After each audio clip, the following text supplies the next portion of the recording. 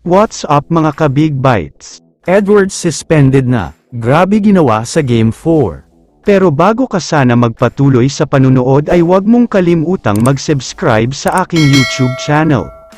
Talakayin lang muna sandali natin ang sinabi ni Jimmy Butler kay Dillon Brooks after nilang manalo sa Game 4. Ayon sa kanya ay hindi daw talaga niya gustong player si Dillon Brooks, ayaw na ayaw daw talaga niya ang player na ito.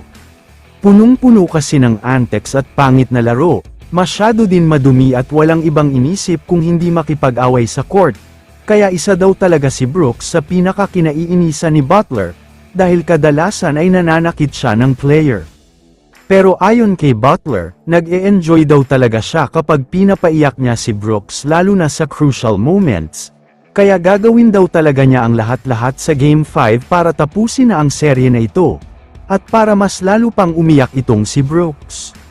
Samantala, lumipat na tayo ngayon sa balita tungkol sa Minnesota Timberwolves at Anthony Edwards, konting kembot na lang ika nga, at mapapauwi na ng Wolves si LeBron James at Lakers dahil 3-1 na ang serye.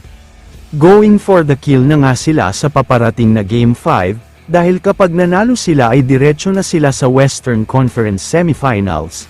Pero hindi magiging madali yan dahil may dalawang problema na kakaharapin ang Wolves.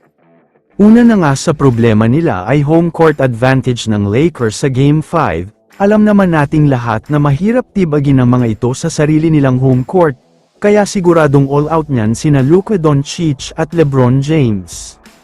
Ang isa pang problema nila ay ang possible suspension ng kanilang superstar na si Anthony Edwards, dahil ayon sa mga kumakalat na balita ay nagkaroon daw ng pangdaraya sa Game 4 lalo na sa last crucial call.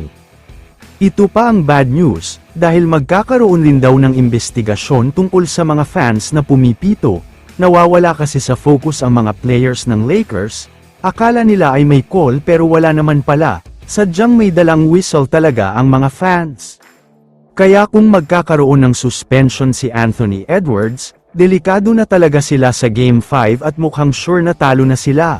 Dahil siya lang talaga kadalasang ang nagbubuhat sa Wolves, mawawala ang alpha player nila. Uulitin ko lang na ito ay kumakalat lamang sa social media, pero kung sakaling totoo man ay dapat talagang magkaroon ng investigasyon sa mga whistle at tawag na pabor sa Wolves. Medyo unfair kasi ito sa part ng Lakers. Kaya naman kung kayo ang tatanungin, ano ang masasabi nyo sa balitang ito? I-comment mo naman ang opinion mo tungkol sa tanong na ito. Dito na muna nagtatapos ang video na ito. Maraming salamat sa panunood mga ka-Big Bites. God bless sa inyong lahat.